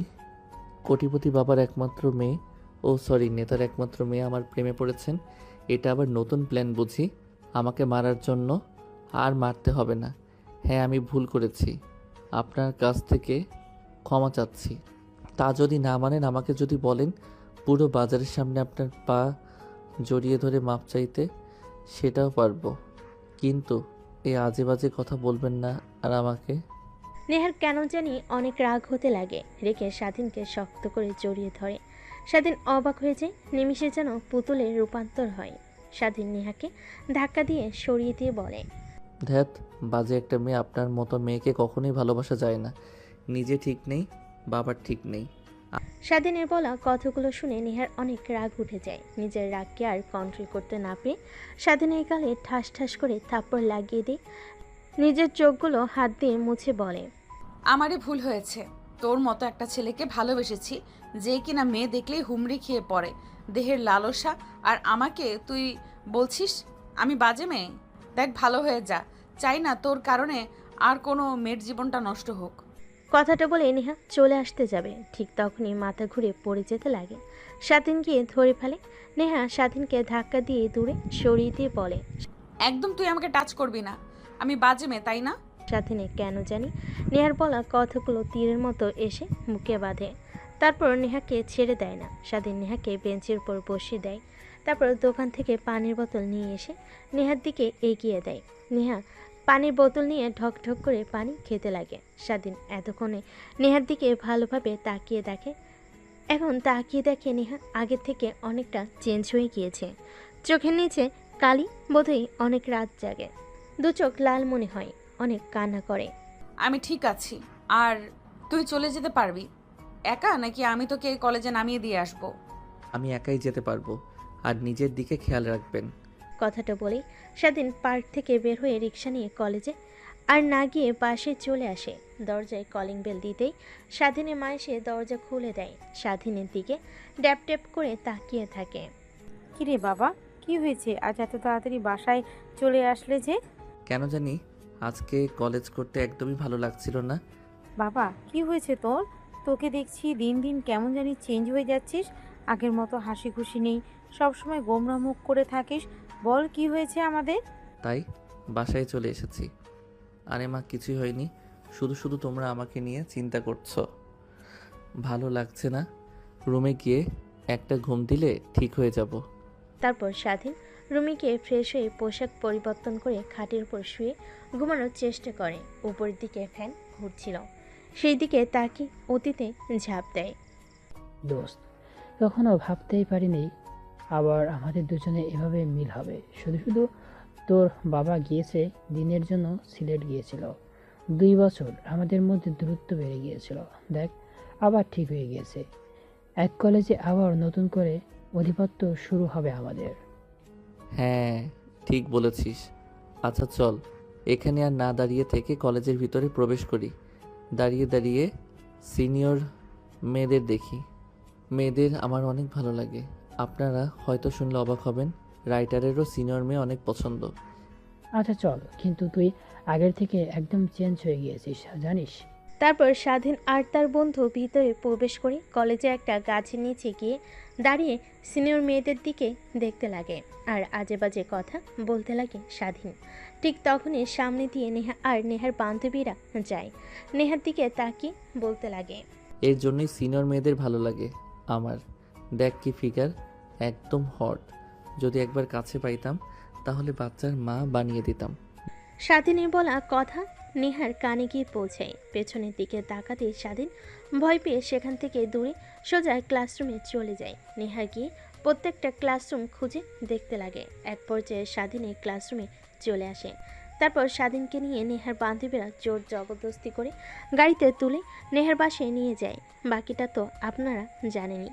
স্বাধীনের ভাবান্তরের সে তো ঘটে ফোনের শব্দ শুনে ফোনটা হাতে এনে দেখে তার বন্ধু ফোন করেছে। কিরে, আজকে কলেজ আসলি না যে? আর পর্দাকে দেখলাম নেহাপুর সঙ্গে বসে আছি। স্বাধীন কথা শুনে অনেকটা ভয় পেয়ে যায়। আমতা আমতা করে বলে। স্বাধীন তার বন্ধুকে উল্টাপাল্টা বুঝিয়ে দেয়, তারপর ফোন রেখে ঘুমিয়ে পড়ে। পরদিন সকালবেলা ঘুম থেকে উঠে স্বাধীন তৈরি হয়ে ফ্রেশ হয়ে কলেজে চলে যায়। স্বাধীনের বন্ধু স্বাধীনের জন্যই অপেক্ষা করছিল। তারপর দৌড়ে কাছে এসে ঘাড়ের উপর হাত দিয়ে বলে, দেখ, আমাকে উল্টাপাল্টা যতই বোঝাস, আমি কিন্তু ছোট্ট বাচ্চা না। হ্যাঁ, তুই যে নেহা আপুকে ভালোবাসিস আর নেহা আপু তোকে যে ভালোবাসে এটা কিন্তু আমি জানি। দেখ কি বলছিস তুই, উল্টাপাল্টা কথা। আমি উল্টাপাল্টা কথা বলছি তাই না? তোকে কলেজের সামনে সবাই মারধর করলো, সবাই দাঁড়িয়ে দাঁড়িয়ে শুধু দেখলো। নেহা আপু এসে তোকে ধরে হাসপাতালে ভর্তি করিয়ে নিয়ে যায়। আবার তোর রক্তর দরকার, নেহা আপু রক্ত দেয়। নেহা আপুকে দেখে বুঝতেই পারিনি তোকে নিয়ে অনেক চিন্তিত সে। একটা মেয়ে কখনোই আর একটা ছেলেকে নিয়ে এতটা সিরিয়াস হয় না যতটা কিনা নেহা আপুকে দেখেছি। তখনই বুঝতে পেরেছি তোদের মধ্যে কোনো চক্কর আছে। তখনই শিওর হয়ে আবার যখন নেহা আপু আমার কাছে দৌড়ে এসে তোর খোঁজ দিতে লাগে। আচ্ছা, তোদের মধ্যে কি কিছু হয়েছে? তোর এই অভ্যাসটা যাবে না একদমই। বেশি বেশি বোঝার আরে কিছু নেই। উনি আমার সিনিয়র। আসলে আসলে আসলে আসলে আর বলতে হবে না। ঠিক তখনই ক্লাসের স্যার চলে আসে। তারপর স্বাধীন আর তার বন্ধু মনোযোগ দিয়ে ক্লাস করতে লাগে। স্বাধীন আনমনে ভাবতে লাগে, তাহলে নেহা যা বলেছে ঠিকই বলেছে। আসলে ওই কথাগুলো আমাকে ইচ্ছে করে মেরেছে, তার ওর মধ্যে কোনো হাত নেই। আর সেদিন যেভাবে বলল আমাকে নিয়ে অনেক সিরিয়াস মনে হয়। নেহা আসলেই আমাকে অনেক ভালোবেসে ফেলেছে। আমার উচিত হয়নি তাকে এতটা অবহেলা করার। দেখা হলে ক্ষমা চেয়ে নিব। কিন্তু আমি কেন নেহাপুকে মনের কথা বলতে গিয়েও বলতে পারলাম না যে আমিও আপনাকে অনেক ভালোবাসি। স্বাধীনের বন্ধু স্বাধীনকে ভাবতে দেখে গায়ে হাত দেয়। স্বাধীনের ভাবনার সেদ ঘটে। তারপর স্বাধীন মনোযোগ দিয়ে ক্লাস করতে লাগে। দেখতে দেখতে ক্লাস শেষ হয়ে যায়। কলেজ ছুটি হলে স্বাধীন সোজা বাসে চলে আসে। রুমে গিয়ে দরজা আটকে ওয়াশরুমে চলে যায়। শাওয়ার ছেড়ে নেহাকে নিয়ে ভাবতে লাগে। আমার উচিত ছিল তার কথাগুলো ভাবা। নেহা আমাকে এতটা ভালোবাসে আর আমি প্রতিনিয়ত অবহেলা করে দিয়েছি। আমাকে নিয়ে ভাবতে ভাবতে নিজের কি বেহাল দশা করে ফেলেছে। চোখের নিচ দিয়ে কালি পড়ে গিয়েছে। কতগুলো ভাবতে ভাবতে স্বাধীন গোসল করে বাইরে চলে আসে। তারপর ফোন হাতে নিয়ে নেহাকে ব্লক ছাড়িয়ে মেসেজ করতে লাগে। দেখে নেহা তাকে ব্লক করে রেখেছে। অনেক রাগ হতে লাগে। নিজের রাগের কারণে আজ এই দশা। তাই রেগে ফোনটা ফ্লোরে আসা মারে। ঠিক তখনই স্বাধীন মা হাতে খাবারের প্লেট নিয়ে স্বাধীনের রুমে প্রবেশ করে। ফোন আসা দিতে দেখে স্বাধীন মা স্বাধীনের পাশে বসে মাথায় হাত বুলিয়ে দিতে দিতে বলে, দেখ বাবা, জানি না তোর কি হয়েছে, কিন্তু একটা কথা মনে রাখবি যে কখনো হাল ছাড়বি না আর কখনো এমন কিছু করবি না যার জন্য সারা জীবন পস্তাতে হয়। কথাটা বলে স্বাধীন মা রুম থেকে চলে যায়। স্বাধীন খাবার খেয়ে হাত ধুয়ে খাটের উপর শুয়ে থেকে ঘুমানোর চেষ্টা করে। অন্যদিকে নেহা তার বাবার সঙ্গে খাবার টেবিলে বসে খাবার খাচ্ছিল। ঠিক তখনই বমি বমি ফিল হয়। দৌড়ে খাবার টেবিল থেকে উঠে বেসিনে চলে যায়। তারপর বমি করতে লাগে। নেহার বাবা মেয়ের এই হাল দেখে দৌড়ে নেহার কাছে আসে। তারপর মাথায় হাত বুলিয়ে দিয়ে বলতে লাগে, মা, তোর কি হয়েছে হঠাৎ এভাবে বমি করছিস? বাবা জানি না, কিন্তু বেশ কিছুদিন হলো খাবারের পর অনেক বমি হয়। আমার মাথা ঘুরে পড়ে যেতে নেই, সব সময় চোখ আধার দেয়, কিছুই বুঝতে পারছি না বাবা। কথাটা বলেই নেহা অজ্ঞান হয়ে পড়ে যেতে নেই। এখানে তার বাবা ধরে ফেলে। বাসার কাজের লোকরা এসে নেহাকে ধরাধরি করে তার রুমে নিয়ে যায়। নেহার বাবা চিন্তা করতে লাগে মেয়ের এই বেহাল দশা দেখে। তারপর তার ডাক্তার বন্ধুকে ফোন করে বাসায় আসার জন্য বলে। একটু পর ডাক্তার বাসায় চলে আসে। নেহাকে ভালোভাবে পর্যবেক্ষণ করে অনেক চিন্তিত হয়ে রুম থেকে বের হয়ে আসে। নেহার বাবা ডাক্তারকে চিন্তিত দেখে বলতে লাগে, কি রে, কি হয়েছে? সব কিছু ঠিক আছে তো? আমার মেয়ে সুস্থ আছে তো? হ্যাঁ, ঠিক আছে, কিন্তু নেহা মামনিকে দেখে যতটুকু বুঝতে পারলাম, নেহা মামনি প্রেগনেন্ট, আর এর কারণেই খাবার খাওয়ার পর বমি করছে। আর প্রেগন্যান্সি অবস্থায় চিন্তা করলে এরকম হাল হয়। মাঝে মাঝে অজ্ঞান হয়ে পড়া, চোখ আধার দেওয়া, চিন্তা করিস না। আর মেয়েকে কখন বিয়ে দিলি কিছুই তো জানতে পারলাম না। কি বলছিস তুই? তোর কিছু একটা ভুল হচ্ছে। নেহার তো বিয়েই হয়নি, তাহলে পেটে বাচ্চা কি করে আসবে? নেহার বাবার কথা শুনে ডাক্তার ভুরকুচকে নেহার বাবার দিকে তাকিয়ে বলে, দেখ, আজ পর্যন্ত আমার রিপোর্ট কখনো ভুল হয়নি। আর নেহা মামনিকে দেখে আমি এটাই বুঝতে পারছি আজকালকার মেয়েদের যে কি হয়। আর কালকে তুই একবার হসপিটালে নিয়ে আসিস, আমি ভালোভাবে পরীক্ষা করে দেখতে চাই। কথাটা বলেই ডাক্তার চলে যায়। নেহার বাবা চিন্তিত হয়ে সোফায় গিয়ে বসে পড়ে। কি বললো ডাক্তার? নেহা প্রেগনেন্ট মানে? এসব ভাবতে লাগে আর অনেক রাগ হতে লাগে। যদি বাইরে সবাই জানতে পারে নেহা প্রেগনেন্ট, তাহলে লোক সমাজে আর মুখ দেখাতে পারবে না। এসবই ভাবতে লাগে। নেহার জ্ঞান ফিরে আসার অপেক্ষা করতে লাগে। ঠিক তখনই নেহার বাবার মনে পড়ে নেহার বান্ধবীদের কথা। নেহা সত্যি কথা না বললেও নেহার বান্ধবীরা তাকে ঠিক সত্য কথা বলবে।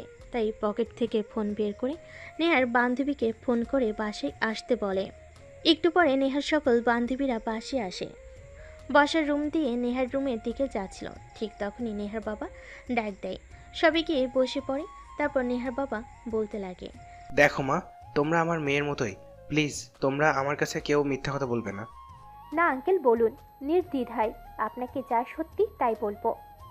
নেহার বাবা স্বস্তির একটা নিঃশ্বাস ফেলে গম্ভীর কণ্ঠে বলতে লাগে, নেহা প্রেগনেন্ট। কি? নেহা প্রেগনেন্ট মানে? হ্যাঁ, নেহা প্রেগনেন্ট। আজ খাবার টেবিলে আমার সঙ্গে বসে খাবার খাচ্ছিল। ঠিক তখনই দৌড়ে খাবার টেবিল থেকে উঠে বেসরে গিয়ে বমি করতে লাগে। আমার সঙ্গে কথা বলতে বলতে অজ্ঞান হয়ে পড়ে। তারপর বাসার কাছের লোকদের নিয়ে রুমে নিয়ে যাই, ডাক্তারকে ফোন করে আসার জন্য বলি। ডাক্তার ভালোভাবে দেখে বলে নেহা প্রেগনেন্ট। প্লিজ মা, তোমরা আমার কাছ থেকে কিছু লুকিও না, যা সত্যি তা বলো নির্দ্বিধায়। তারপর নেহার বান্ধবীরা নেহার বাবাকে শুরু থেকে শেষ পর্যন্ত বলে যে কিভাবে নেহা প্রেগনেন্ট হলো। নেহার বাবা কথাগুলো শুনে অনেক রাগ হতে লাগে। রেগে বলতে লাগে, ওই ছোট লোকের বাচ্চার খবর আছে। আমার মেয়ের দিকে তাকানো ওই কুত্তার বাচ্চার আর ওর পরিবারকে একদম ধুলোয় মিশিয়ে দিব আমি। প্লিজ আঙ্কেল, উত্তেজিত হবেন না। দেখুন, ওইখানে স্বাধীনের কোনো দোষ নেই, সব দোষ নেহার। নেহা জোর করে কলেজ থেকে স্বাধীনকে উঠিয়ে বাড়িতে নিয়ে আসে। তারপর ভয় দেখাতে লাগে, কিন্তু স্বাধীনকে ভয় দেখাতে গিয়ে নিজেই এই অবস্থা হবে নেহা কখনো ভাবতেও পারেনি। নেহার বাবাকে নেহার বান্ধবীরা ভালোভাবে বোঝাতে লাগে। নেহার বাবা বুঝতে পারে যে স্বাধীন ছেলেটার কোনো দোষ নেই, সব দোষ নেহার। তাই নেহার বান্ধবীদেরকে প্রশ্ন করে। আচ্ছা, তুমি কি ওই ছেলেটার বাসার অ্যাড্রেস জানো? না আঙ্কেল, জানি না। প্লাস বেশ কিছুদিন ধরে স্বাধীনকে কলেজে দেখতে পাচ্ছি না। কলেজে মারামারি হয়েছিল সকল ছেলেদের। স্বাধীনকে অনেক মেরে এরপর থেকে কলেজে আসে না। হয়তোবা অন্য কোনো কলেজে ভর্তি হয়েছে কিংবা শহর ছেড়ে চলে গিয়েছে, দেখছি না। শুধু এইটুকুই জানি, নাম স্বাধীন। এইটুকু হলেই চলবে। আর তোমরা কেউ জানো নেহাকে বলো না যে ও প্রেগনেন্ট। ফিরলে ওর সঙ্গে সবাই হাসি মুখে কথা বলবে, ওকে যেন কিছু বুঝতে দিও না। ঠিক আছে আঙ্কেল। তারপর নেহার বাবা সেখান থেকে বের হয়ে যায়। বডিগার্ডকে সারাদিনে ইনফরমেশন বের করতে বলেন কোন দিক দিয়ে নেহার বান্ধবীরা সবাই নেহার রুমে চলে যায়। দেখে নেহা খাটের উপর শুয়ে আছে। রুমের মধ্যে কারোর উপস্থিতিতে টের পেয়ে নেহা তাকায়, দেখে তার বান্ধবীরা। তারপর আদর্শ হয়ে নেহা তার বান্ধবীদের সঙ্গে কথা বলতে লাগে। কে তোরা? তাও আবার সবাই একসাথে? আরে না, কিছুই হয়নি। আঙ্কেল ফোন করেছিল, বলল তুই অজ্ঞান হয়ে গেছিস হঠাৎ করে, তাই এসেছি তোকে দেখার জন্য। তা কি হয়েছে তোর? কিছু হয়নি, তোরা এসেছিস ভালো হয়েছে, অনেকদিন পর আড্ডা দিতে পারবো। রাখ সেই সকল কথা। আঙ্কেল বলল তুই ঠিকমতো খাওয়া দাওয়া করিস না, সবসময় চিন্তিত হয়ে থাকিস, আগের মতো চঞ্চল নোস। কি হয়েছে তোর, আমাদেরকে খুলে বল। তাহলে শোন, আমি স্বাধীনকে অনেক ভালোবেসে ফেলেছি। স্বাধীনকে বোঝাতে পারছি যে কতটা ভালোবাসি। ওকে যতবার গিয়েছি ততবার অবহেলা করে, আর প্রত্যেকবার আমাকে ভুল বুঝে গিয়েছে। আমি নাকি ছেলেদের নিয়ে ওকে মেরেছি। কলেজে বারবার শুধু একটা কথাই বলে চলেছে। আমি অনেকবার বোঝানোর চেষ্টা করেছি, কিন্তু আমার কথা একদমই বোঝার চেষ্টা করছে না। কি করব এখন কিছুই মাথায় আসছে না। ও আচ্ছা, তাহলে এই ব্যাপার। আপনি আপনার রাজাকে নিয়ে টেনশন করে নিজের এই হাল করে ফেলেছেন। একবার আয়নার দিকে তাকা, নিজের কি হাল করেছিস। চোখে নিচ দিয়ে কালি, ঠিকমতো ঘুমাস না, ঠিকমতো খাওয়া দাওয়া না করে শরীরের কি হাল করেছিস। নেহা তার বান্ধবীদের জড়াজড়িতে এক পর্যায়ে উপরের দিকে তাকিয়ে গম্ভীর একটা নিঃশ্বাস ফেলে বলতে লাগে।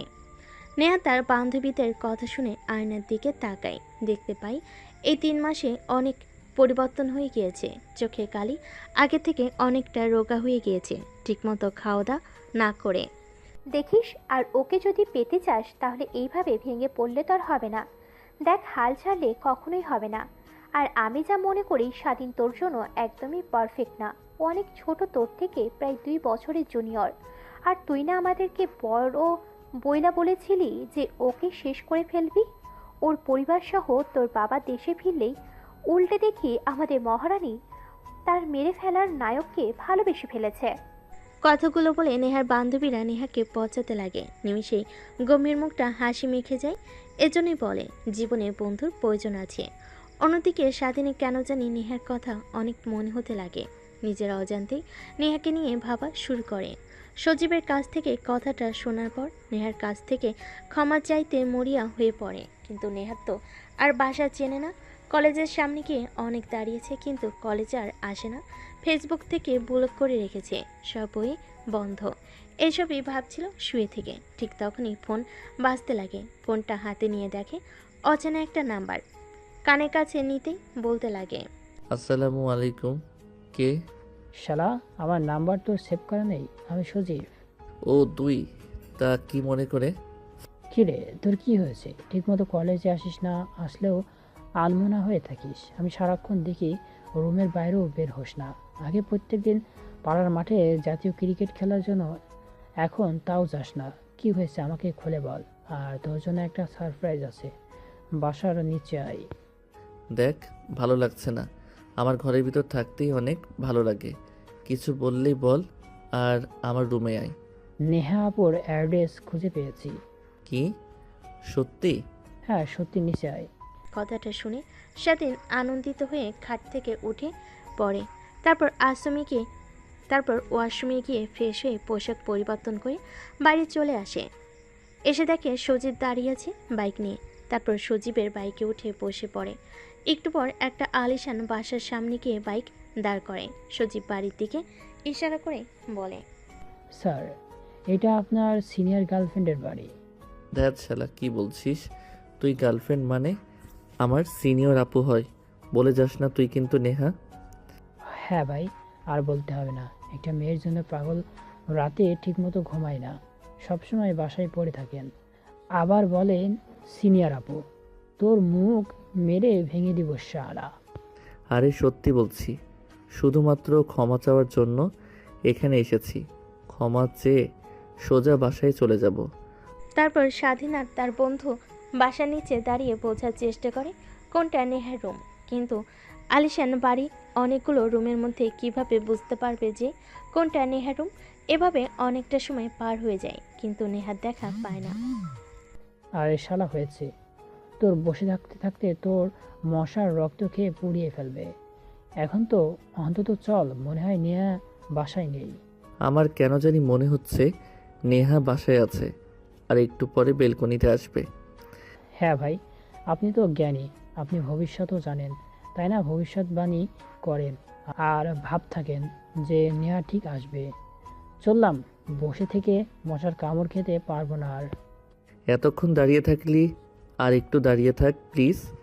দেখ, যা করার তাড়াতাড়ি কর। তুই নিজেও তো বললি যে ভালোবাসিস না, তারপর আবার তাকে দেখার জন্য এখানে অপেক্ষা করছিস। আর তুই কি ভাবছিস এখান থেকে নেহাকে ডাকলে ওই বেলকনিগুলো থেকে ভাবছিস তোর ডাক শুনতে পাবে? বলদ কোথাকার, বললেই পারিস যে অনেকদিন হলো নেহাপুকে দেখিস না, দেখার জন্য এসেছিস তুই। ঠিক আছে ভাই, আমি নেহাকে ভালোবাসি আর ওকে দেখার জন্য এসেছি। এবার তো অন্তত চুপ করো। তারপর স্বাধীন আর স্বাধীনের বন্ধু নিচে দাঁড়িয়ে থেকে অপেক্ষা করতে লাগে। একটু পর নেহা বেলকনিতে আসে কফির মগ হাতে নিয়ে ফ্রেশ হওয়ার জন্য। অনেকদিন পর তার বান্ধবীদের সঙ্গে আড্ডা দিয়ে কেন জানি অনেক ভালো লাগছে। কফি নিয়ে বেলকনিতে দাঁড়িয়ে প্রাকৃতিক মনোরম পরিবেশ উপভোগ করতে লাগে। অন্যদিকে স্বাধীন নেহাকে বেলকনিতে আসতে দেখে তার মুখের আচমকায় হাসি রেখা টানে। সে ভালো করে জানে এখান থেকে নেহাকে ডাকলে কখনো শুনতে পারবে না। তারপর বিতা ডাকতে লাগে। আরে ভাই, মারবি নাকি তুই? ভুলে যাস না, নেহার বাবা এখানকার নেতা, আশেপাশে তার অনেক বডিগার্ড ঘোরাফেরা করে। যদি কেউ দেখতে পাই যে এখানে দাঁড়িয়ে থেকে নেহা নেহা বলে রাখছিস, তোকে তো মারবে, সঙ্গে আমাকেও মেরে ফেলবে। ভাই, এবার অন্তত চুপ কর। তারপর স্বাধীন চুপ হয়ে যায়। নেহা যতক্ষণ বেলকনিতে দাঁড়িয়েছিল ততক্ষণ মন ভরে দেখে নেয়। চলে যেতে গাড়ি করে স্বাধীন বাসায় চলে আসে। রাতে নেহাকে নিয়ে অনেক কল্পনা করতে লাগে যে সে নেহাকে ভালোবেসে ফেলেছে। যেভাবেই হোক সরি বলে নেহাকে আপন করে নিতে হবে। ভাবতে ভাবতে স্বাধীন ঘুমিয়ে পড়ে। অন্যদিকে নেহার বাবা স্বাধীনের সম্পর্কে সব কিছু পেয়ে যায়। পরদিন সকাল হতে স্বাধীন যখন কলেজে চলে যায়, নেহার বাবা স্বাধীনদের বাসে আসে। তারপর স্বাধীনের বাবা মার সঙ্গে কথা বলতে লাগে। স্বাধীনের মা বাবা ছেলের এরকম কাণ্ড দেখে অবাক হয়ে যায়। তারা নিজেরাই বিশ্বাস করতে পারে না, কিন্তু এত বড় একটা নেতা প্লাস বিজনেসম্যান তাদের বাসায় এসে কথাটা বলেছে, অবশ্যই সত্যি হবে। আর তারপর তারা নিজেদের মধ্যে আরও কিছু কথা বলে একটা সিদ্ধান্ত নেয়। এভাবে পেরিয়ে যায় দিনটা। রাতের বেলা নেহা খাবার টেবিলে বসে ফ্রুটস খাচ্ছিল। ঠিক তখনই পাশ থেকে নেহার বাবা বলতে লাগে, মারে, আমি তোর বিয়ে ঠিক করেছি আমার বন্ধুর ছেলের সঙ্গে। কথা দিয়ে এসেছি আমি, আগামী শুক্রবার তোর বিয়ে। হাতে মাত্র 2টা দিন, আর বিয়েটা পারিবারিকভাবে হবে। আর তোর বান্ধবীদেরকে আসতে বলিস। নেহা তার বাবার কথা শুনে অবাক হয়ে যায়। কি বলছে তার বাবা? হাত থেকে কাটা ফল পড়ে যায়। ড্যাব ড্যাব করে নেহা তার বাবার দিকে তাকিয়ে থাকে। বাবা, কি বলছো তুমি? তোমার মাথা ঠিক আছে? আমি তাও আবার বিয়ে করব? অসম্ভব, এখন পারবো না। আমি কথা দিয়ে এসেছি, আর তুই ভালো করে জানিস আমি কখনোই আমার কথা নড়চড় করি না, এখনো করব না। কিন্তু বাবা, আমি লেখাপড়া করছি, এই সময়ে বিয়ে, আর আমি অনেক বড় হওয়ার ইচ্ছে আছে বাবা, তুমি আমাকে বিয়ে দিও না। আর দেখ, তোর কাছ থেকে কোনো কথা শুনতে চাচ্ছি না আমি। আমার বন্ধুদেরকে কথা দিয়ে এসেছি, আর ওরা বিয়ের সব কাজ শুরু করেছে। তুই যদি বিয়ে না করিস তাহলে তুই আমার মরা মুখ দেখবি, এই কথাটাই বলে দিলাম। কথাটা বলেই নেহার বাবা খাবার টেবিল থেকে উঠে চলে যায়। নেহা অঝরে কান্না করতে থাকে। বারবার স্বাধীনের কথা কেন জানি মনে হতে লাগে। ঘরে গিয়ে দরজা আটকে দিয়ে কান্না করতে লাগে। অন্যদিকে স্বাধীনের বাবা মার সঙ্গে বসে খাবার খাচ্ছিল। এমন সময় স্বাধীনের বাবা বলতে লাগে, বাবা, আমি আর তোর মা একটা ডিসিশন নিয়েছি, ঠিক করেছি। তুই বাসায় থাকিস না ঠিক মতো, বাসায় আসলে রুমে থাকিস সারাক্ষণ। তোর মা একা, আমিও অফিসে চলে যাই, তাই আমি আর তোর মা সিদ্ধান্ত নিয়েছি তোকে বিয়ে দেব আমার এক বন্ধুর মেয়ের সঙ্গে। আর কোথাও দিয়ে এসেছি, আগামী শুক্রবার তোর বিয়ে। বাবা কি বলছো তুমি? মাথা ঠিক আছে? সবেমাত্র কলেজে উঠেছি আমি, আর আমার বিয়ে দেবে মানে? আর কে আমার মতো একটা ছেলেকে তার মেয়ের হাত তুলে দেবে? আর আমি বিয়ে করতে পারবো না তোমাকে, সাফ বলে দিলাম আমি। দেখ, কথা দিয়ে এসেছি আমি আমার বন্ধুকে, আমি আমার এক কথা একদম নড়চড় করতে পারবো না। বাকিটা তোর ইচ্ছা। তুই যদি বিয়ে না করিস তাহলে আমার আর তোর মায়ের মরা মুখ দেখবি, এই বলে দিলাম। কথাটা বলে স্বাধীনের মা আর বাবা চলে যায় খাবার টেবিল থেকে। স্বাধীনের অনেক খারাপ লাগতে লাগে। তার মা বাবার উপরে খাবার না খেয়ে হাত ধুয়ে রুমে চলে আসে। ভাবতে লাগে নেহার কথা। কি করবে সে? তার বাবা মাকে কি বলে নেহার কথা যদি বলে, তারা তো আর মেনে নিতে পারবে না। আর নেহার বাবা কি কখনো মানতে পারবে? আমি সামান্য একটা ছেলে, আর তারা কোটিপতি। আর নেহাকে গিয়ে এখন কথাটা বলে নেহা যদি না মেনে নেয়, তখন কি হবে? নাকি বাবা মার কথাই রাখবে? এইসবই ভাবতে লাগে স্বাধীন। দোটানার মধ্যে পড়ে যায়। কি করবে কিছুই বুঝতে পারে না। পরদিন সকালবেলা নেহা ঘুম থেকে উঠে কেন জানি নেহার মনে হয় যে তার মধ্যে আরও একটি প্রাণ জন্ম নিয়েছে। তারপরে একটা কাজের মেয়েকে ডাক দিয়ে নিয়ে আসে নেহা। তার হাতে কিছু টাকা দিয়ে প্রেগনেন্সি কিট কিনে নিয়ে আসতে বলে। এটা দেখে কাজের মেয়ে নেহার দিকে ড্যাব ড্যাব করে তাকিয়ে থাকে। কি ব্যাপার আপা, আপনি এটা দিয়ে কি করবেন? দরকার আছে, আর এই নে কিছু টাকা। চুপ, কাউকে কিছু বলবি না। আর যদি কাউকে কিছু বলিস তাহলে তোকে এই বাড়ি থেকে বের করে দেবো কাছ থেকে। ঠিক আছে আপামনি, কাউকে বলবো না। তারপর কাজের মেয়েটা বাড়ি থেকে বের হয়ে যায়। ফার্মেসি থেকে প্রেগনেন্সি কিট কিনে নিয়ে আসে। তারপর নেহা প্রেগনেন্সি টেস্ট করতে অবাক হয়ে যায়। ফ্লোরে বসে অযোধ্যারে কান্না করতে লাগে। এখন কি হবে? বাবাকে গিয়ে কথাটা বললে বাবা তো আমাকে মেরে ফেলবে। কি করবে এখন? কথাটা ভাবতেছিল আর কান্না করতেছিল।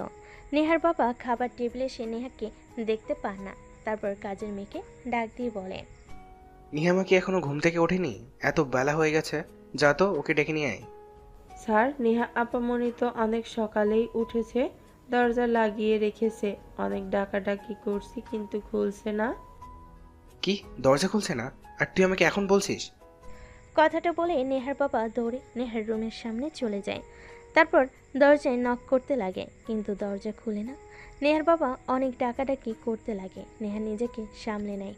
ওয়াশরুম গিয়ে মুখ ধুয়ে দরজা খুলে দেয়। নেহার বাবা রুমে প্রবেশ করে নেহাকে জড়িয়ে ধরে কান্না করতে লাগে। মারে প্লিজ, আমাকে তুই ভুল বুঝিস না। আমি যা করছি তোর ভালোর জন্যই করছি। বাবা, তোমাকে একটা কথা বলার আছে আমার। হ্যাঁ মা, বল। তারপর নেহার বাবা সোফায় বসে পড়ে। নেহা তার বাবার পায়ের কাছে বসে পা জড়িয়ে ধরে কান্না করতে করতে বলে, বাবা, একজনকে আমি অনেক ভালোবাসি, আর তুমি হয়তো জানলে অবাক হবে যে তার সন্তান আমার পেটে। কথাটা বলে নেহা চুপ হয়ে যায়, কারণ সে জানে তার বাবা এখন তাকে অনেক বকাবকি করবে। কিন্তু তার বাবার কোনো রেসপন্স না দেখে মুখ তুলে তাকায়। বাবা, আমি তাকে ছাড়া বাঁচবো না। প্লিজ তুমি তোমার বন্ধুর সঙ্গে বিয়ে দিও না আমাকে। নেহার কথা শুনে নেহার বাবা হা হা করে হাসতে লাগে। নেহা তার বাবার হাসি দেখে অবাক হয়ে যায়। কি ব্যাপার, তুমি হাসছো কেন বাবা? আচ্ছা, ছেলেটার নাম কি স্বাধীন? হ্যাঁ, বাট তুমি জানো কি করে? আজ পর্যন্ত তুই আমার কাছ থেকে যা চেয়েছিস তাই পেয়েছিস। কখনো তোর হাসি মাখা মুখ দেখার জন্য অনেক কিছু করেছি। তুই গোমরা মুখ হয়ে বসে থাকিস, ঠিকমতো খাওয়া দাওয়া করিস না, আর ভেবেছিস আমি ঠিক থাকবো। তোর এই গোমরা মুখ ও চিন্তিত মুখ দেখে থাকার পেছনের সব কারণ খুঁজে বের করেছি। আর পাগলি মেয়ে একটা, আমি তোর স্বাধীনের সঙ্গে বিয়ে ঠিক করেছি। কিন্তু তুমি যে বললে তোমার বন্ধুর ছেলে। আরে ওটা তো তোকে এমনি বলেছি। নেহা তার বাবার মুখ থেকে এরকম কথা শুনে অবাক হয়ে যায়। নিমেষে হাসি রেখা তার মুখে টেনে নেহা তার বাবাকে শক্ত করে জড়িয়ে ধরে। অন্যদিকে স্বাধীন তার বাবা মাকে অনেক করে বোঝানোর চেষ্টা করে, কিন্তু পায় না। নেহাকে নিয়েও ভাবতে লাগে। বুঝতে পারে নেহা তার কপালে নেই, তাই সে বিয়েতে রাজি হয়ে যায়। দেখতে দেখতে বিয়ে হয়ে যায়। বাসর ঘরে দরজার সামনে স্বাধীন অপেক্ষা করতে লাগে। পিছন থেকে স্বাধীনের বন্ধু এসে স্বাধীনকে ধাক্কা দিয়ে রুমের মধ্যে ঢুকিয়ে দিয়ে দরজা আটকে দিয়ে বাড়ি থেকে বলে, শালা, ভাবিকে দেখে একদম অবাক হয়ে যাবি। আর সকালের আগে দরজা খুলছে না, যতই চিৎকার করিস না কেন তুই। কথাটা বলে স্বাধীনের বন্ধু চলে যায়। স্বাধীন গুটিসুটি পায়ে সামনের দিকে এগিয়ে যেতে লাগে। নেহা এসে স্বাধীনের পাশ হয়ে সালাম করে। স্বাধীন নেহার কাছ থেকে অনেকখানি দূরে দাঁড়িয়ে বলতে লাগে, দেখুন, এই বিয়েতে আমার কোনো মত নেই। মা বাবা আমাকে জোর করে বিয়ে দিয়েছে আপনার সঙ্গে। প্লিজ আমার কাছ থেকে কখনো স্বামীর অধিকার আশা করবেন না। আর হ্যাঁ, আমি অন্য আরেকজনকে ভালোবাসি। কথাটা শুনে নেহা রেগে যায়। ঘুমটা সরিয়ে স্বাধীনের দিকে তাকায়। স্বাধীন মাথা উঁচু করে নেহাকে দেখতে পেয়ে অনেকটা অবাক হয়ে যায়। নেহা দৌড়ে স্বাধীনের কাছে আসে, কলার চেপে ধরে বলতে লাগে, কুত্তার বাচ্চা, আর কয়টা মেয়ের জীবন নিয়ে খেলা করবি তুই? হ্যাঁ নেহা আপু তুমি? হ্যাঁ আমি। আর কাকে ভেবেছিলি তুই? তুই ভেবেছিস কি আমাকে ছেড়ে অন্য কাউকে বিয়ে করবি আর আমি তাকিয়ে তাকিয়ে দেখবো? আপু প্লিজ, কলার ছাড়ো। বিবাহিত স্বামীর কলার কেউ এভাবে ধরে নাকি? স্বাধীনকে আর কোনো কথা বলতে না দিয়ে নেহা স্বাধীনের ঠোঁটের সঙ্গে নিজের ঠোঁট মিশিয়ে নেয়। প্রায় 5 মিনিট পর স্বাধীনকে ছেড়ে দেয়। স্বাধীন অবাক হয়ে যায়। আপু, আমার মতো বাচ্চা ছেলের সঙ্গে তুমি এই কাজটা করতে ঠিক পারলে?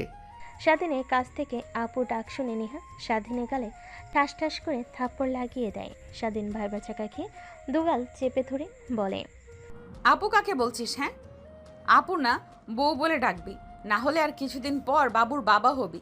এখনো ছোট বাচ্চা আছিস তুই। কি? হ্যাঁ, ওই দিন যে তুই আমার সঙ্গে ওটা করেছিলি, এরপর আমার পেটে বাচ্চা চলে আসে। কি বলো তুমি? এটা যদি আমার মা বাবা জানতে পারে তাহলে আমাকে তো শেষ করে ফেলবে। সবাই জানে। এইবার আয়, কতদিন ধরে তোকে মন ভরে দেখি না। কথাটা বলে নেহা স্বাধীনকে শক্ত করে জড়িয়ে ধরে, তারপর খাটের উপর ফেলে দেয়। দুজনই হারিয়ে যেতে লাগে এক ভালোবাসার অতল গভীরে। ওইদিকে আমাদের আর না গেলেও চলবে। যদি যেতে চান তাহলে বিয়ে করুন।